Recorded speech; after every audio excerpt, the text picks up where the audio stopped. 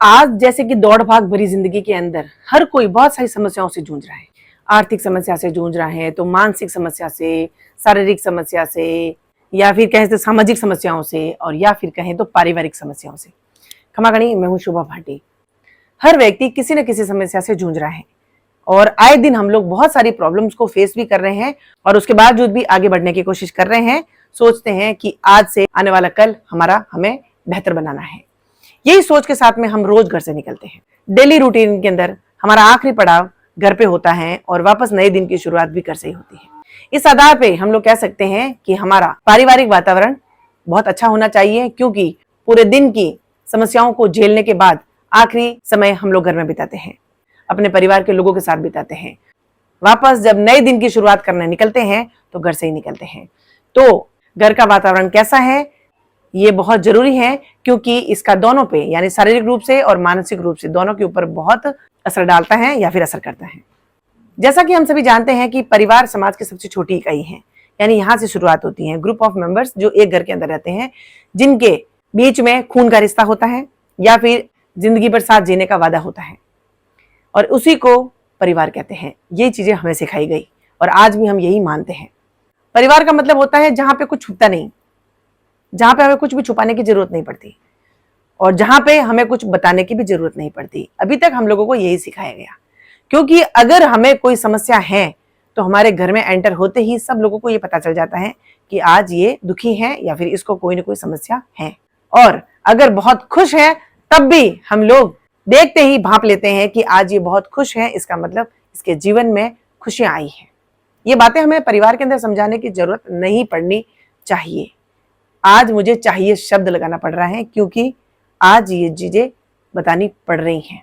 अगर ऐसा नहीं होता तो एक परिवार जिसके अंदर 4 से 5 लोग रहते हैं, उसमें भी अगर व्यक्ति सुसाइड कर ले, आत्महत्या कर ले, अपनी जीवन लीला को समाप्त कर दे, तो इससे बड़ा क्वेश्चन और क्या हो सकता है परिवार के ऊपर।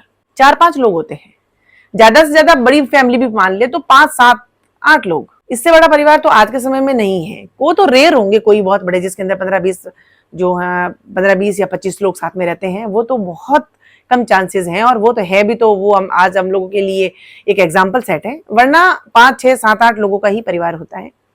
और आज तो जितनी बड़ी मेट्रो सिटीज में जाएंगे तो वहां तो कपल ही है, हस्बैंड वाइफ है और बच्चा होगा ज्यादा से ज्यादा। उनके बीच में भी आज इतना अलगाव, आज इतनी दूरियां आ चुकी हैं कि महीनों निकल जाते हैं बात किए हुए। क्या वजह होगी इसके पीछे?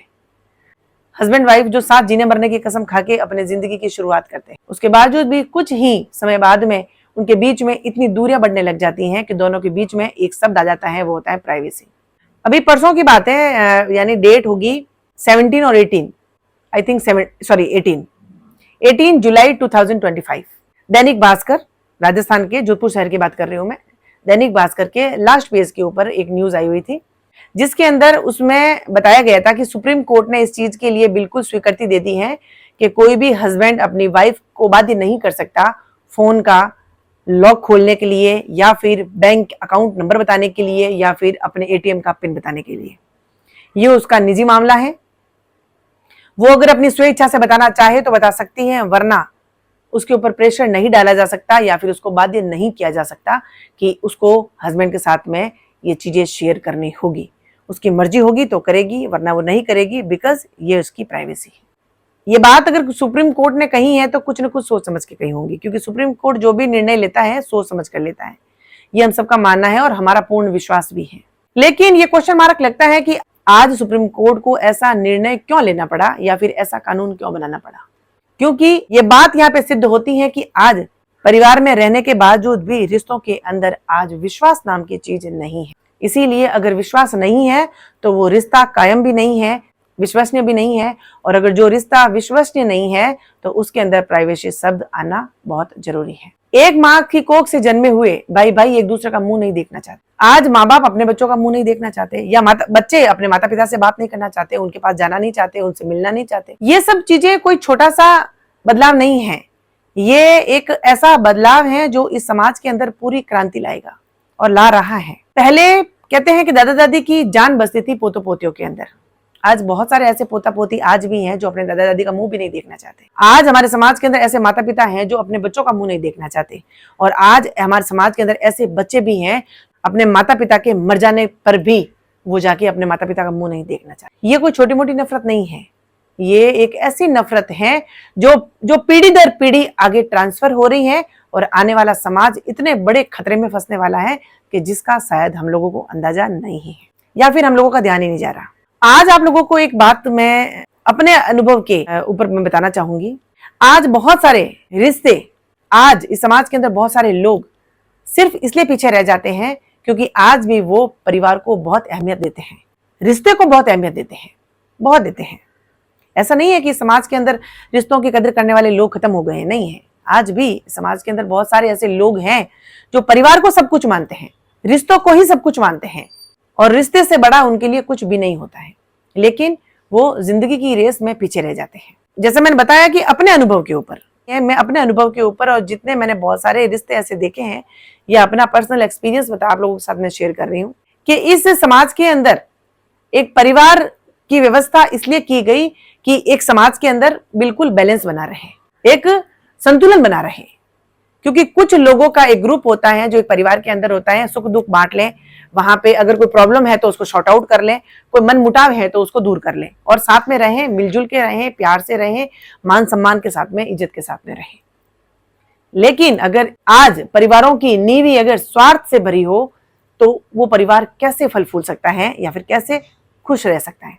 लेकिन वो लोग जो आज अपना काम निकालना बहुत अच्छे तरीके से जानते हैं या फिर लाइफ में बहुत प्रैक्टिकल लोग हैं, वो तो रिश्तों को इतनी इंपॉर्टेंस नहीं देते, इसीलिए अपने सपने पूरे करने में कामयाब हो जाते हैं।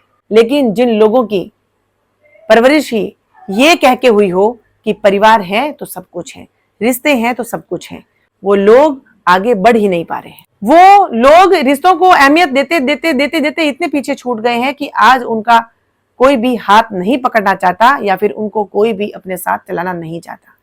उन लोगों को मैं बात बताना चाहूंगी, वो कोई भी हो सकता है, पुरुष हो सकता है, महिला हो सकती है, बच्चा हो सकता है, बच्ची हो सकती है, भाई बहन, कोई भी। जैसे मैंने बताया कि समाज के अंदर परिवार की व्यवस्था सिर्फ और सिर्फ संतुलन बनाने के लिए की गई, लेकिन इस धरती के ऊपर जो भगवान हमें जन्म देता है, इन सब चीजों के पीछे भागने के लिए जन्म नहीं देता है। यहाँ पे सिर्फ और सिर्फ कर्म का लेखा जोखा होता है कि हमारे कर्म कैसे हैं। जब व्यक्ति मरता है तो कभी भी भगवान उससे ये नहीं पूछता है कि तूने अपने माता पिता के लिए क्या किया, तूने अपनी पत्नी के लिए क्या किया, तूने अपने बच्चों के लिए क्या किया, या फिर तूने अपने पति के लिए क्या किया। कभी नहीं पूछता। ये हमारे शास्त्र कहते हैं, मैं नहीं कह रही, ये अपने शास्त्र कहते हैं, ग्रंथ कहते हैं। भगवान अगर किसी चीज का लेखा जोखा रखता है तो वो रहता है इंसानियत पे, मानवता पे, आपके कर्म पे, कि आपके कर्म कैसे हैं, आपकी सोच कैसी है, आपकी नीयत कैसी है। आज इस धरती के ऊपर जब हम जन्मे हैं तो हमारे बहुत सारे कर्तव्य हैं, नॉट ओनली फॉर फैमिली। सिर्फ एक परिवार के लिए नहीं होता है, मैंने बताया कि ये तो सिर्फ एक नियोजन है, ये सिर्फ एक व्यवस्था है जिससे समाज एक संतुलित रूप से आगे बढ़ सके, एक संतुलन के साथ में आगे बढ़ सके। वरना हम लोग सिर्फ और सिर्फ इसलिए बाध्य नहीं है कि हमारा जीवन सिर्फ और सिर्फ पति की सेवा में ही हो जाना चाहिए, या फिर पति सिर्फ और सिर्फ मैं अपने बच्चों और पत्नी के लिए कमाऊं और बाकी जीवन में कुछ नहीं करूं। ऐसा कुछ भी नहीं है। हमारा जीवन हमें बहुत कुछ करने के लिए मिला है, हमें आगे बढ़ने के लिए मिला है, ऐसे बहुत सारे कर्तव्य निभाने के लिए मिला है जो एक इंसान को सुशोभित करते हैं।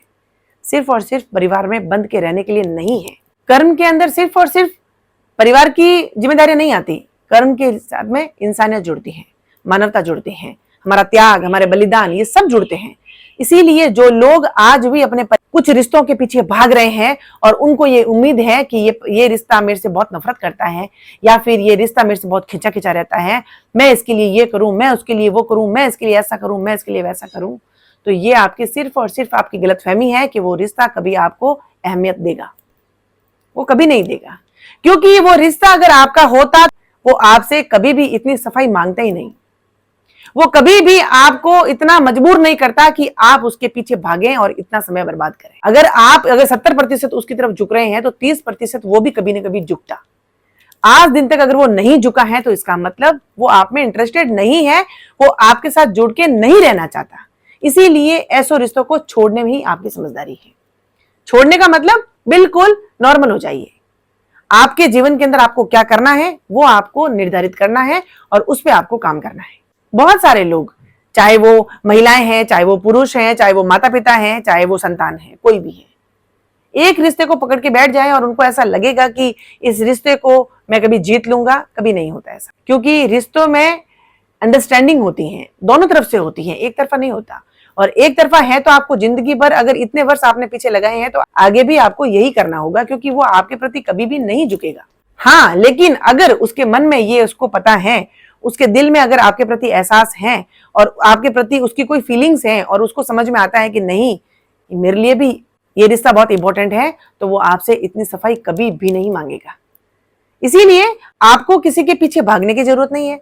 हाँ, हम किसी के साथ में छल कपट नहीं कर रहे, किसी के साथ धोखा नहीं कर रहे हैं, किसी को बर्बाद करने की नहीं सोच रहे हैं, आपकी नीयत उसको गलत साबित करने की नहीं है या धोखा देने की नहीं है। तो आपको सिर्फ और सिर्फ आपके कर्म पे फोकस करना है, आपके जीवन पे फोकस करना है कि मुझे मेरे जीवन में क्या करना है।